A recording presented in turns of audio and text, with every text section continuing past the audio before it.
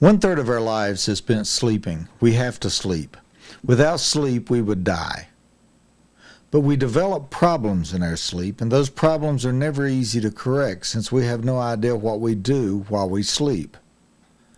Addressing medical problems that happen while we sleep is not new, but the need is growing rapidly. Probably about 15, 20 years ago, there was not so much of a sleep issues among general population all over the United States. I think about 20 years back, there were probably about 8 to 10 sleep labs in this country.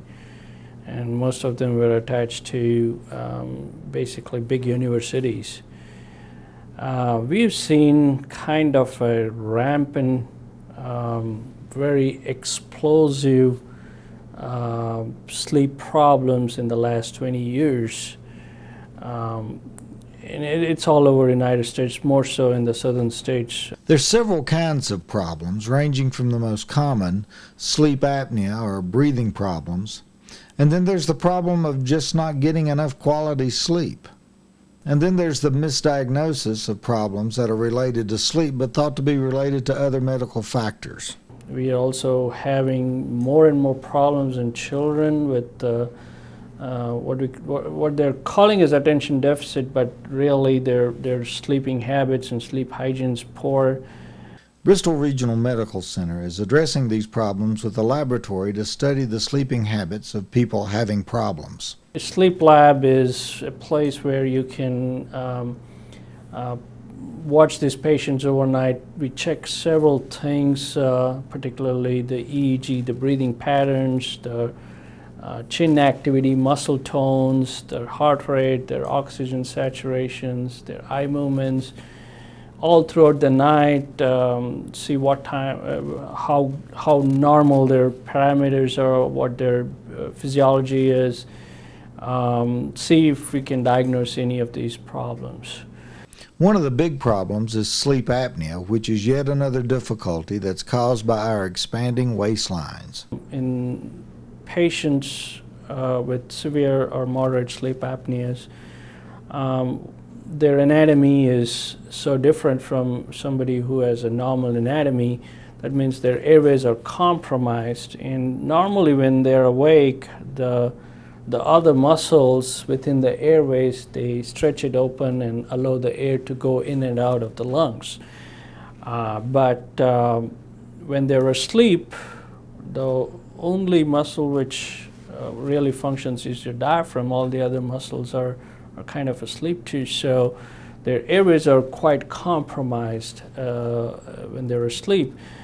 So as the night progresses, they lose that airway where the air moves in and out, and their oxygen level starts dropping.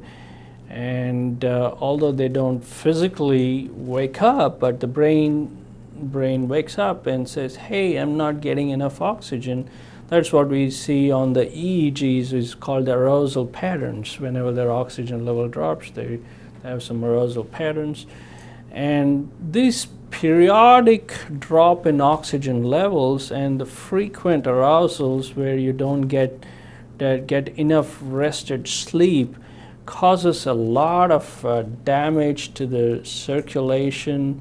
It releases a lot of mediators within the body which can potentially cause a lot of cardiovascular problems like high blood pressure, diabetes, coronary artery disease has been linked to strokes, and some of the hormones which normally keeps your appetite down and makes you feel full when you eat, these hormones are reversed, so people feel hungry all the time when they do have bad sleep apnea and when they don't get good rested sleep.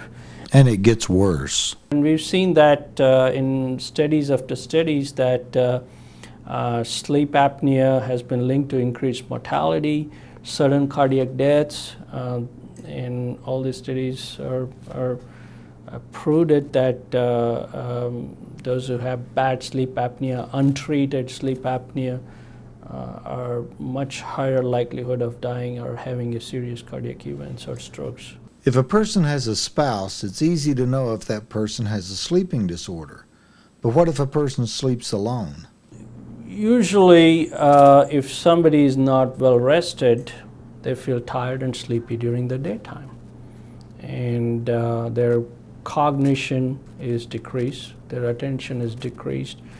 People often feel very sleepy when they're driving, so they're more risk for getting into accidents. People around them during daytime will tell, "Hey man, what's going on? You look tired, you look sleepy," and a lot of patients have said, "Doc, I just can't concentrate at work." Some of these patients have been feeling this way for many, many years.